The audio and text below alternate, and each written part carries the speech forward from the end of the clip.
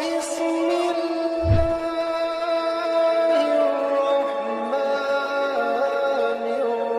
الرحيم.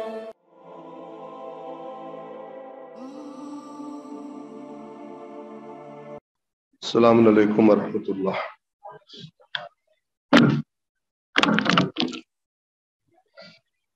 اعوذ باللہ من الشیطان الرجیم، بسم اللہ الرحمن الرحیم، الحمد للہ رب العالمین، والصلاة والسلام علی سید الانبیاء والمرسلین وعلی اہل بیتہ الطیبین الطاہرین المعصومین۔ قال اللہ تعالی فی القرآن الحکیم وهو اصدق القائلین۔ اعوذ باللہ من الشیطان الرجیم، بسم اللہ الرحمن الرحیم، کتاب انزلناہ الیک مبارک لیدبروا آیاتہ ولیتذکر اولو الالباب۔ وقال رسول اللہ صلی اللہ علیہ وآلہ وسلم، خیرکم من تعلم القرآن وعلمہ۔ صلوات پڑھیں محمد وآلہ۔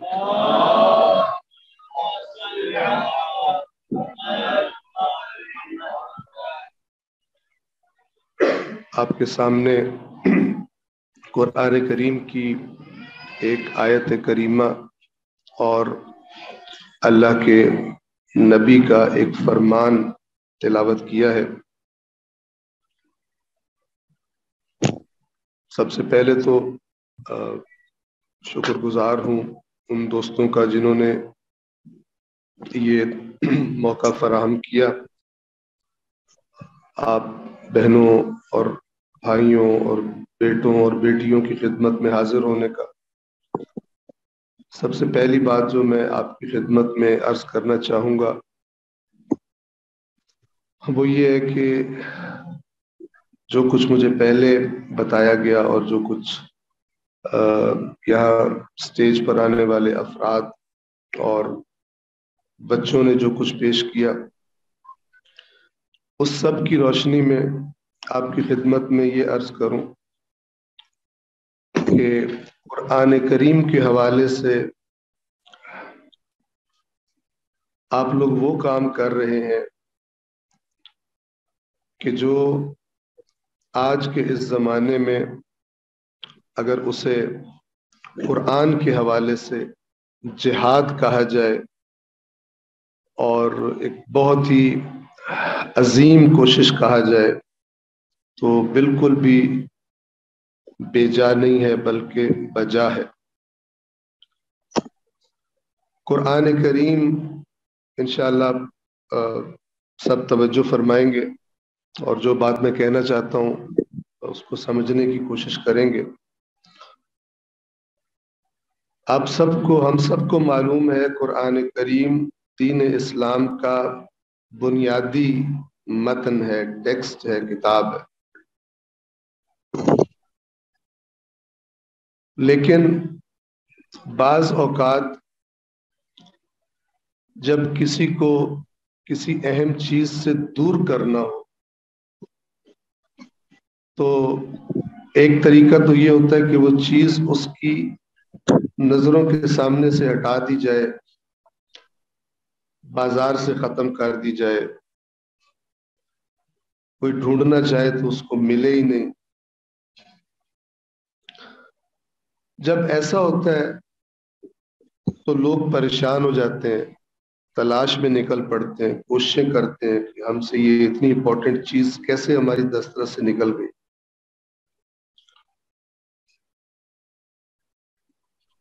لیکن ایک طریقہ لوگوں کو کسی چیز سے دور کرنے کا اس پہلے طریقے سے زیادہ خطرناک اور مؤثر ہے، جس میں لوگوں کو یہ احساس ہی نہیں ہوتا کہ ہماری کوئی چیز گم ہوئی ہے۔ کیونکہ جب کسی کو یہ احساس ہو کہ میری کوئی چیز گم ہو گئی ہے تو وہ ڈھونڈتا ہے، وہ کوشش کرتا ہے، بھاگ دوڑ کرتا ہے، پوچھتا ہے، احساس اس کو ہوتا ہے۔ لیکن اگر کسی کی کوئی چیز اس طرح ٹیکنیکل طریقے سے گما دی جائے کہ وہ سمجھے میرے پاس ہی ہے تو وہ کبھی بھی اس سے تلاش کرنے کی، اسے ڈھونڈنے کی کوشش نہیں کرے گا۔ قرآن مجید کے ساتھ بھی یہی داستان، یہی ٹیکنیک استعمال کی گئی ہے کہ مسلمانوں کو لگتا ہے قرآن مجید ہمارے پاس ہے، قرآن مجید ہمارے گھر میں پڑا ہوا ہے، قرآن مجید ہماری مسجد میں پڑا ہوا ہے۔ کوئی کہہ رہا میں تو الحمدللہ ہر روز سورہ یاسین پڑھتا ہوں یا پڑھتی ہوں، کوئی کہہ رہا میں سورہ واقعہ کی تلاوت کرتا ہوں یا کرتی ہوں،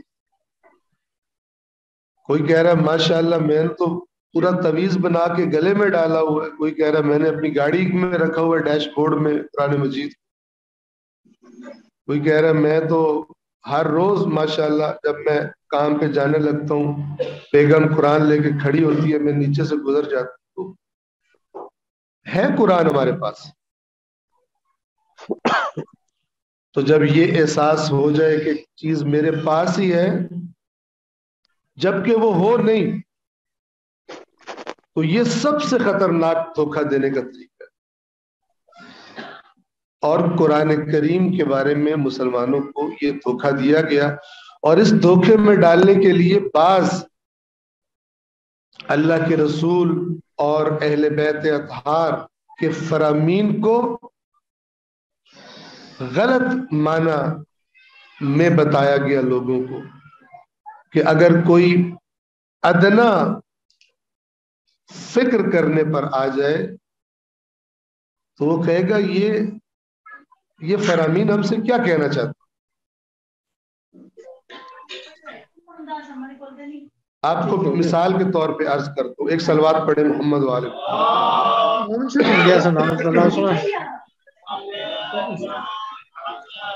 میں نے آپ کے سامنے ایک آیت پڑھی، اسی سے شروع کرتا ہوں۔ یہ قرآن کریم میں ایک سورہ مبارکہ صاد، سورہ یاسین ہے جہاں پر، اس کے بعد والا سٹاپ سورہ صافات ہے، اس سے اگلا سٹاپ جو ہے وہ سورہ صاد ہے۔ اگر آپ کسی کو راستہ بتا رہے ہو اور اس کو اس جگہ کا نہ پتا ہو کہاں آتی ہے، تو پھر آپ اس چیز کے ذریعے بتاتے ہیں جو اس کو پہلے پتا ہو کہ فلانی جگہ کا تو تمہیں پتہ ہے، سورہ یاسین کا پتہ ہے، چونکہ اس سے رزق میں بڑی برکت ہوتی ہے، پیسے زیادہ ہوتے ہیں، اولادیں عطا ہوتی ہیں، فلان ہوتی ہے، سوائے ہدایت کے سب کچھ ہوتا ہے سورہ یاسین سے۔ توجہ کر رہے ہیں؟ تو اللہ سورہ صاد کی آیت نمبر 29 میں 29 میں خود تعارف کروا رہا ہے کہ فرمایا اللہ کے نبی سے، اپنے نبی سے خطاب ہے، فرمایا کتاب انزلناہ الیک مبارک، کہ اے رسول یہ قرآن کریم ایک ایسی کتاب ہے جسے ہم نے آپ کی طرف نازل کیا ہے، مبارکن، برکتوں والی۔ ہمیں پتہ چلا برکتیں ہیں، فٹ سے چومنا شروع کر برکت نکالنے کے لیے، بوسے کے ذریعے برکت قرآن کی اپنے اندر ٹرانسفر کرنے کے، یا آنکھوں سے لگا کے یا ماتھے سے لگا کے، ٹھیک ہے، تو برکت ٹرانسفر ہو رہی۔ حالانکہ اللہ نے اس طرح کی برکت کا کہیں بھی نہیں کہا۔ اور اسی آیت میں اللہ نے بتایا ہے کہ یہ اس کی برکت کیسے ملے گی تمہیں، لیکن سوال ہی پیدا نہیں ہوتا کہ اللہ کے بتائے ہوئے طریقے سے برکت لے، کیونکہ ہمارے پاس خود برکتیں لینے کے اتنے طریقے ایجاد ہو گئے ہیں کہ اللہ کے بتائے ہوئے طریقے کی ضرورت ہی نہیں۔ وہ ایک ہنسی کی بات یاد آ گئی کہ کسی باپ نے اپنے بچے کو کم بھیجا عالم دین بننے کے لیے، تو وہ زمانہ ظاہر ہے واٹس ایپ وغیرہ کا، انٹرنیٹ کا نہیں تھا، تو وہ اس نے خط لکھا کوئی مہینے کے بعد بچے سے، بھائی سناؤ کیا حال ہے، سیٹل ہو گئے ہو، داخلہ ہو گیا ہے، فلاں ہے، پڑھائی کیسی جا رہی۔ تو کچھ عرصے کے بعد بچے کے خط کا جواب آیا ابا کو، اور اس نے کہا کہ میں یہ قرآن کے بارے میں یہی کیا ہوا ہم سب، سب سے مراد الا قلیل. تو اس نے جواب میں لکھا ابا الحمدللہ بڑا اچھا ہو گیا, یہاں پر سب وسائل مہیا ہو گئے, داخلہ بھی ہو گیا اور خوابگاہ کا بھی بندوبست رہائش کا بھی ہو گیا ہے, اور رہی بات پڑھائی کی تو اتنا مصروف ہو گیا ہوں کہ اس کا ٹائم ہی نہیں نکل رہا. جس کام کے لیے بھیجا تھا کہہ رہے میں اتنا مصروف ہو گیا ہوں یہاں پہ آ کے کہ پڑھائی کے لیے ٹائم ہی نہیں نکال پاتا. تو مسلمانوں نے قرآن کے لیے اتنی فنکاریاں کر لی ہیں کہ ہدایت کا ٹائم ہی کوئی نہیں ان کے پاس, اور ہدایت لینے کی توجہ کوئی نہیں. لہذا یہ کہتے ہیں ہے قرآن ہمارے پاس, جبکہ ان کے پاس قرآن نہیں ہے. قرآن کا بدن ہے جس کو جدھر مرضی گھسیٹتے پھرتے ہیں, لیکن روح قرآن ان کے اندر موجود نہیں ہے. اب یہ جو ماشاءاللہ ہمارا عزیز بیٹا بیٹھا ہوا ہے, شہزادہ ہمارے سامنے کرسی پر ٹانگے اوپر کر کے, تو انہوں نے جو باتیں کی ہیں, بہرحال جو بھی دماغ ان کو تقریر لکھانے کے پیچھے تھا, تو میں ان کی تقریر سن کے سوچ رہا تھا کہ وہ محاورہ غلط ہے جو کہتے ہیں چھوٹا منہ اور بڑی بات, بلکہ اگر بات بڑی ہو تو چھوٹا منہ بھی بڑا ہو جاتا. تو یہ جو باتیں کر رہے تھے وہ واقعاً قابل غور تھی. حالانکہ میں پچھلی رات صحیح طرح سویا نہیں ہوں, مجھے نیند آ رہی تھی, ان کی تقریر سے میری نیند جو ہے وہ تھوڑی سی کنٹرول ہو گئی. بہت زبردست آپ سب نے باتیں سنی یہ جو کر رہے تھے. آپ توجہ کریں, اللہ فرماتے ہیں کتاب انزلناہ الیک مبارک, کہ یہ قرآن ایک ایسی کتاب ہے رسول جسے ہم نے آپ کی طرف نازل کیا بابرکت. کیسے برکت ملے گی اس کی؟ وہ کام جو بہت ہی قلیل چراغ لے کے ڈھونڈنے سے ملیں گے جو کرتے, لِيَدَّبَّرُوا آیاتِ, تاکہ لوگ اس کی آیات میں غور و فکر کریں, تدبر کریں. اور جب تدبر کرے تو پھر کیا ہو؟ وَلِيَتَذَكَّرَ أُولُو الْأَلْبَابِ, تاکہ جن کے پاس عقلیں ہیں وہ اس سے نصیحت حاصل کریں. جو 15-20 سال لگا رہے سورہ یاسین کو اور اس سے پوچھو کہ کیا لکھا ہے اندر, آگے سے دانت نکال دے. اس کی عقل پہ ماتم کرنا چاہیے, نہ کہ اسے کہنا چاہیے ماشاءاللہ اتنا سورہ یاسین اس نے پڑھی ہے, ہر روز پڑھتا ہے, کتنا سیاڑا ہے ہی نہیں, عقل ہی نہیں اس میں. جو عرصہ دراز سے سورہ واقعہ ہر رات کو پڑھ رہا ہو اور اس سے پوچھا جائے کیا لکھا ہے اس میں, کوئی بات تو بتاؤ, اور اس سے پتہ ہی نہ ہو, اس کے سامنے کھڑے ہو کے پیٹنا شروع کر دے, ماتم شروع کر دے کہ تیری عقل کے کیا کہ. کرنا نہیں ہے, میں ویسے کہہ رہا ہوں, اچھے طریقے سے سمجھانا. لیکن یہ وہ مصیبت ہے قرآن کی, جس طرح اہل بیت کے مصائب پہ نوئے لکھے جاتے ہیں, اسی طرح قرآن مجید کے ان مصائب پہ بھی نوئے لکھے جائیں. مسلمانوں تمہاری عقلوں پہ روڑے پڑ گئے, تمہاری عقلیں کہاں گئی, اللہ نے تمہیں قرآن جیسی کتاب دی اور بدبختو تم نے اس سے ہدایت لینا چھوڑ دیا اور کیا کیا ٹوٹکے بنائے ہو. یہ نوئے بھی پڑھے جانے چاہیے. اب آ جائیں, آیت میں نے پہلی پڑھ دی, دوسری میں نے حدیث آپ کے سامنے جو معروف حدیث ہے, اور قرآن کے حوالے سے یہ ایک ہی حدیث ہوتی تو ترغیب دلانے کے لیے ہمیں کافی تھی. کیا فرمایا؟ خیرکم, ابھی آپ سن رہے تھے کم, کما, کے, کا, ٹھیک ہے, خیرکم تم میں سے, تم سب میں سے بہترین کون ہے؟ انشاءاللہ اساتذہ نے بتایا ہوگا بچوں کو کہ جب مردوں والی ضمیر آتی ہے تو اس میں خواتین شامل ہوتی, ورنہ تو یا ایھا الذین آمنوا میں خواتین شامل ہی کوئی. ٹھیک ہے, اے وہ مردوں جو ایمان لائے ہو, اگر یہ ترجمہ کیا جائے اس کا. لیکن عربی زبان میں جب مردوں والا لفظ لایا جاتا ہے جمع کا تو خواتین اس میں شامل ہوتی. ہاں کہیں تاکید کرنی ہو، مثال کے طور پر ایک خاتون تھی، مجھے اب نام یاد نہیں ہے، جو ہجرت حبشہ پہ چلی گئی تھی، تو جب واپس آئی تو دقیقاً میرے ذہن میں نہیں ہے، تو انہوں نے کسی چیز کے بارے میں پوچھا کہ یہ تو مردوں کے بارے میں ان کو یہ فضیلت دی جا رہی ہے تو خواتین کے بارے میں ہے. تو پھر یہ جو انما یرید اللہ والی آیت ہے، اس کے بعد ایک اور آیت ہے، اس سے اگلی آیت نازل ہوئی اس خاتون کے سوال پر، اور اس میں اللہ نے فرمایا ان المسلمین والمسلمات والمؤمنین والمؤمنات والقانتین والقانتات والصابرین والصابرات والصادقین والصادقات. تکرار کیا، کس لیے؟ کیونکہ اس خاتون کو تھوڑی سی پریشانی ہو گئی تھی کہ عورتوں کا تو ہے نہیں، ورنہ جہاں مردوں کا آیا ہے خواتین اس میں شامل ہے، مگر یہ کہ بتا دیا جائے خواتین کے لیے الگ سے ہمارے پاس دلیل آ جائے خواتین شامل نہیں.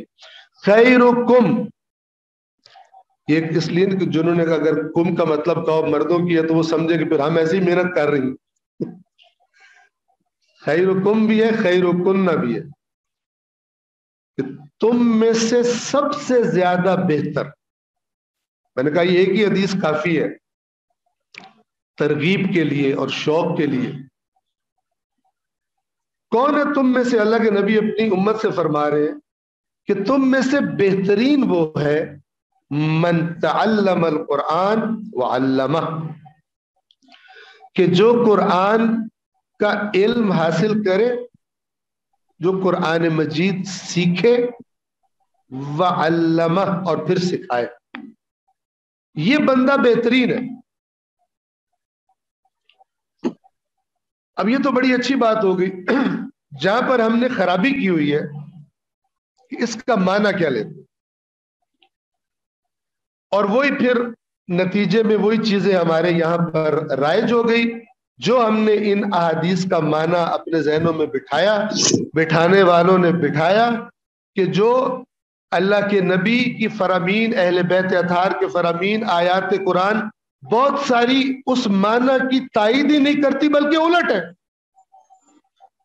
ہم نے ان سب کو سائڈ پہ رکھا اور ایک معنی اس حدیث اور اس طرح کی احادیث کے جو میں ایک دو ایگزامپلز آپ کو اور بھی دیتا ہوں وہ ہم نے نکالا، اور اس کے بعد وہی چیزیں رائج ہو گئی اور اصل چیز گم ہو گئی بیچ میں سے. خیرکم من تعلم القرآن وعلمہ، تم میں سے بہترین وہ ہے جو قرآن سیکھے اور سکھائے. اس کا ہم نے کیا کیا؟ ناظرہ.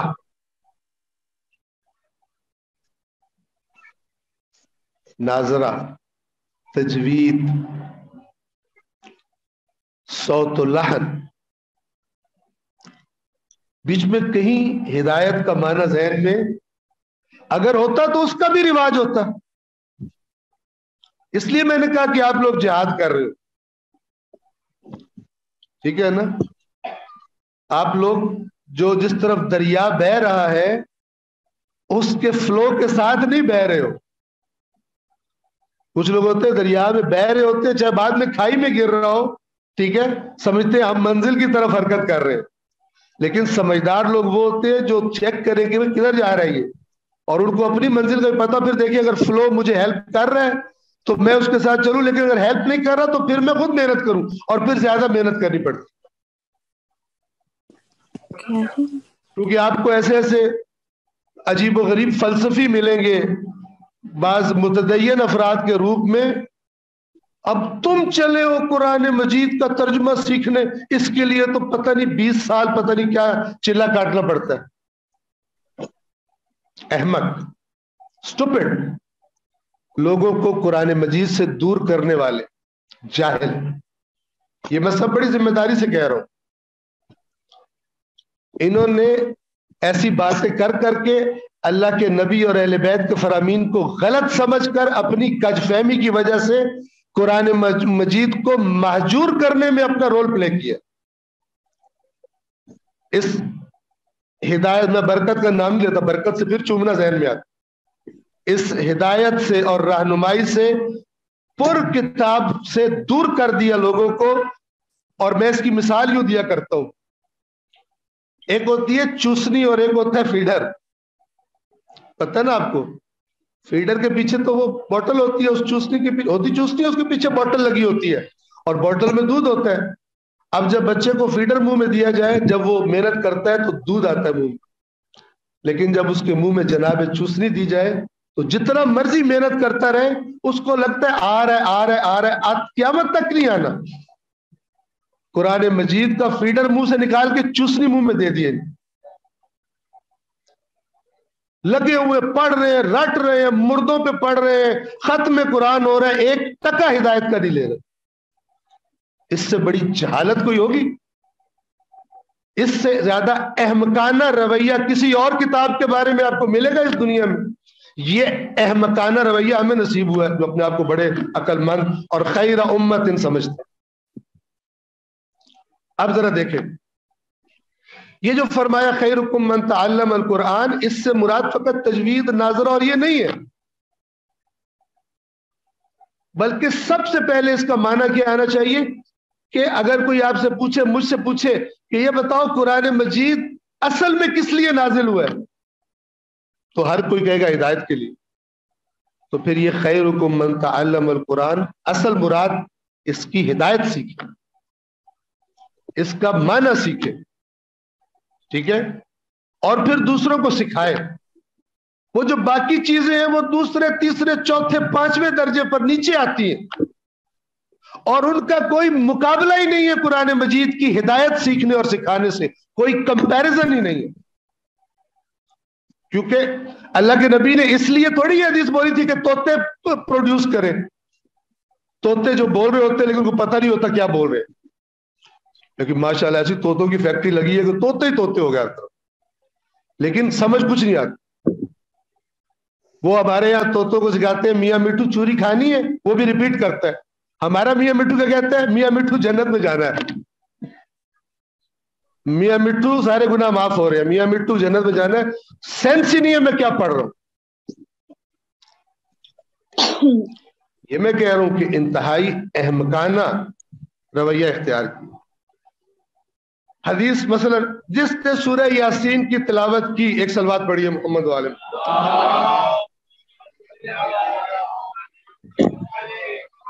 جس نے سورہ یاسین کی تلاوت کی, یہ کامن سینس کی بات بتا رہا ہوں آپ, اس کو اتنا ثواب ملے گا. کس نے کہا ہے کہ اس سے مراد بغیر سمجھے تلاوت ہے؟ کس جاہل نے کہا, کس احمق نے کہا؟ سورہ واقعہ جو پڑھے گا اس کو اتنا ثواب ملے گا. کس بے وقوف نے کہا ہے کہ بغیر سمجھے پڑھنا مراد ہے اس؟ ابھی میں آپ سے کون سی زبان میں بات کر رہا ہوں؟ اردو میں, اور آپ چائنیز بیٹھے ہو میرے سامنے, اردو زبان والے بیٹھے. اگر میں آپ کو ایک ٹیکسٹ ریکمینڈ کروں کہ جو اس کتاب کو پڑھے گا, اور وہ کتاب بھی اردو میں ہو, اس کو یہ فوائد ملیں گے, اور باہر سے کوئی منہ اٹھا کے آئے اور کہے بغیر سمجھنا مراد ہے, بغیر سمجھے پڑھنا مراد ہے, لوگ کہیں گے تیرا دماغ تو نہیں خراب ہو گیا بھائی؟ جو بتا رہا ہے وہ اردو بول رہا ہے, جو سن رہے ہیں وہ اردو سمجھ رہے ہیں, اور جو کتاب ریکمینڈ کی جا رہی ہے وہ اردو میں. نہ سمجھنا کہاں سے نکالا ہے؟ ایسے سائنسدان ہیں, آئنسٹائن پیدا ہوئے کہ جنہوں نے ان فرامین میں سے بغیر سمجھے پڑھنا معنی نکال لی. اٹھے آئنسٹائن, سمجھ رہے ہیں؟ اتنی بڑی جہالت, یہ جاہلانہ نظریہ بغیر سمجھے پڑھنا. اس میں کوئی شک نہیں کہ اللہ نے ترغیب دلانے کے لیے, اللہ کے رسول نے فرمایا قرآن کو دیکھو گے بھی تو ثواب ملے. اس کا کیا مطلب ہے؟ ساری عمر منہ اٹھا کے دیکھتے رہو. جب ایک کسی بندے کی عقل چھوٹی ہو نا, بچے کی, اور وہ دوائی نہ لے رہا ہو, تو اسے اماں کہتی ہے کہ چاکلیٹ دوں گی تجھے, اور وہ بچہ 40 سال کا ہو جائے پھر بھی چاکلیٹ کے بغیر نہ دوائی کھائے, تو مینٹلی ریٹارڈڈ ہوگا. تو قرآن کے بارے میں اکثریت امت مینٹلی ریٹارڈڈ ہے, کہ دماغ صحیح کام ہی نہیں کرتے. آپ بات کو توجہ کر رہے ہیں؟ تو اللہ کے نبی ہو یا اہل بیت اطہار ہو, انہوں نے عربی میں بتایا. جو سننے والے تھے وہ بھی کوئی مریخ سے نہیں آئے ہوئے تھے، وہی عرب تھے، عربی سمجھ رہے تھے، اور جس کتاب کا کہہ رہے تھے وہ بھی عربی تھی۔ آپ ذرا سوچیں کہ کتنی بڑی ترقی یافتہ لیبارٹری میں سائنسدانوں نے محنت کر کر کے بیڑا غرق کیا، بغیر سمجھے قرآن پڑھنے کے یہ سارے فوائد نکال لیے۔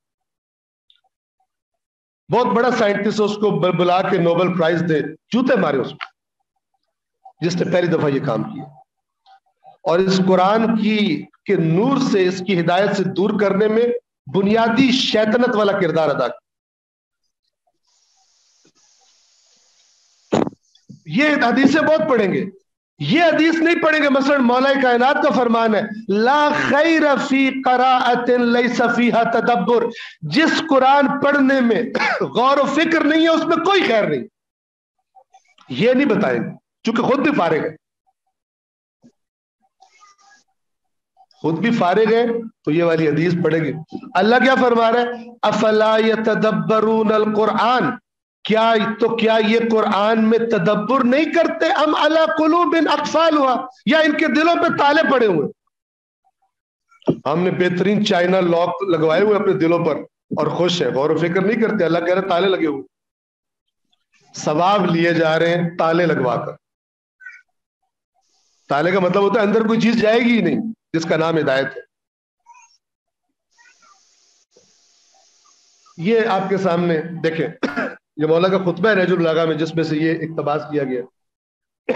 تعلم القرآن، قرآن کو، یہ تعلم علم سے، علم سیکھنے کو تعلم کہا جاتا ہے، تعلیم علم سکھانے کو کہا جاتا ہے، اور تعلم سیکھنے کو، لہذا معلم سکھانے والا، متعلم سیکھنے والا۔ تعلم القرآن، قرآن کا علم حاصل کرو، اسے سیکھو۔ فَإِنَّهُ أَحْسَنُ الْحَدِيثِ، یہ سب سے خوبصورت بات ہے، کوئی دنیا کا کلام اس کا مقابلہ، اس کی برابری نہیں کر سکتا۔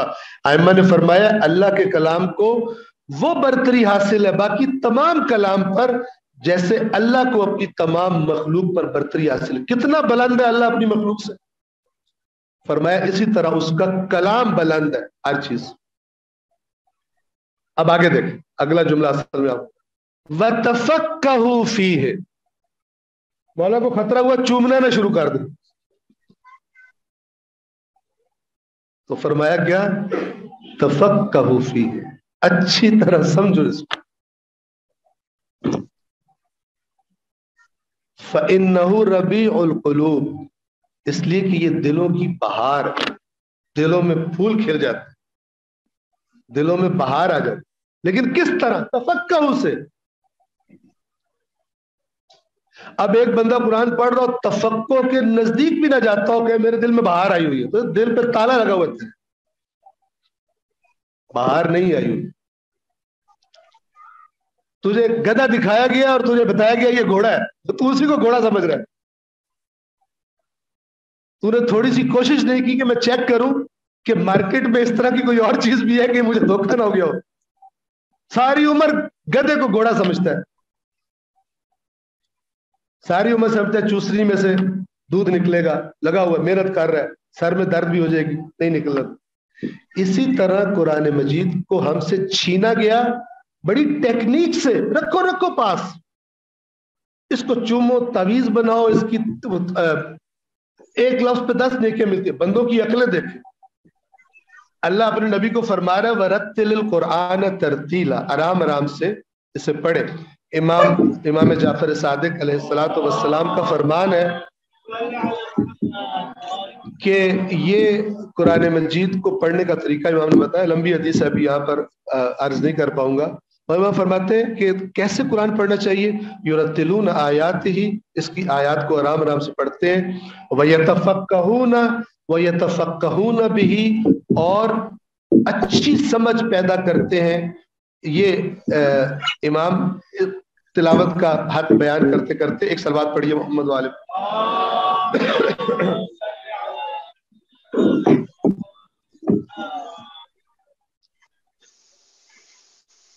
ان حدیثوں کو منظر عام سے غائب کر، ان کو منظر عام سے غائب کر دیا، باقی بازار میں مارکیٹ میں عام کر دی. تو آہستہ آہستہ کیا ہوا؟ آہستہ آہستہ جس پرپز کے لیے قرآن آیا تھا وہ پرپز ایسے لگا جیسے ہے ہی کوئی. اور پھر ایسی مخلوقات پیدا ہو گئی کہ جن کے سامنے اگر قرآن کا ترجمے کا نام لی سمجھنے کا تو ان کو گولی لگ جاتی ہے. بعض عوام الناس اور بعض اپنے آپ کو دینی عالم کہنے والے.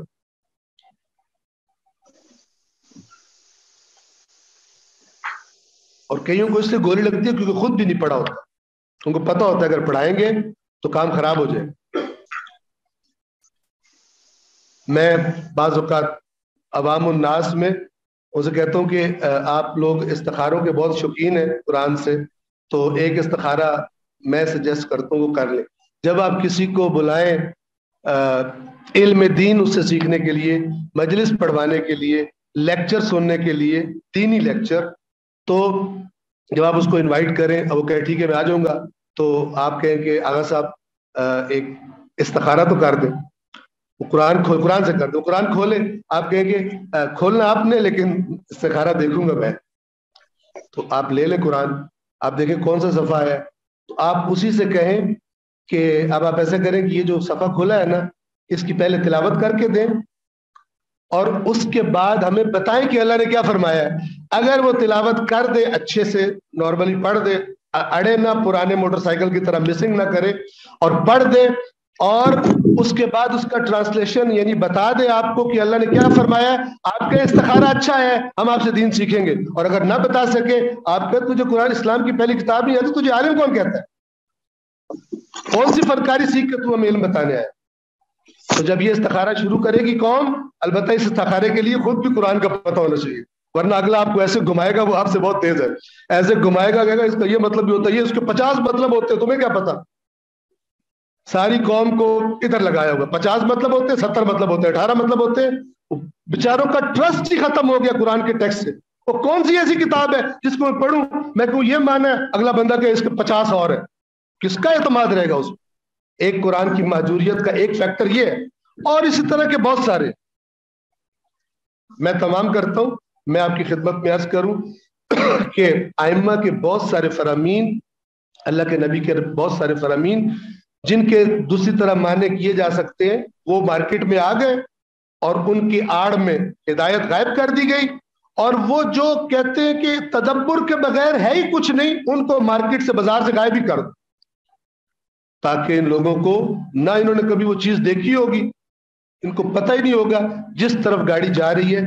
اس وجہ سے قرآن کریم مہجور ہے، اور یہ اتنا خطرناک پروجیکٹ ہے شیطان کا، اور اتنا وہ سکسیسفل ہے اس میں کہ اللہ نے قرآن میں پہلے سے بتا دیا کہ خبردار ہو جاؤ، میرا رسول قیامت کے دن تمہاری شکایت کرے گا کہ میری یہ جو قوم آئی کھڑی ہے کارستانیاں کر کے دنیا میں، یہ اتخذوا هذا القرآن مہجورا، انہوں نے اس قرآن سے دوری اختیار کر لی. تو میں بہرحال اصل اجر، بہترین اجر دینے والا اور جزا دینے والا اللہ تبارک و تعالی، جنہوں نے اس پروجیکٹ کو شروع کیا اور جو اس کو لے کے آگے چل رہی ہیں. بہت دعائیں ہیں پروردگار عالم آپ سب کو بہترین اجر عطا کرے، اور وہ بچے اور بچیاں خوش نصیب ہیں اور ان کے ماں باپ خوش نصیب ہیں کہ اس قرآن سے دوری کے زمانے میں اور قرآن کے بارے میں احمقانہ رویوں کے زمانے میں آپ لوگوں نے اس راستے کا انتخاب کیا اور اس ضرورت کا احساس کیا، اور یہ کام لے کر آپ آگے بڑھ رہے ہیں. پروردگار عالم آپ کو بہترین اجر اور بہترین جزا عطا فرمائے. السلام علیکم ورحمۃ اللہ وبرکاتہ.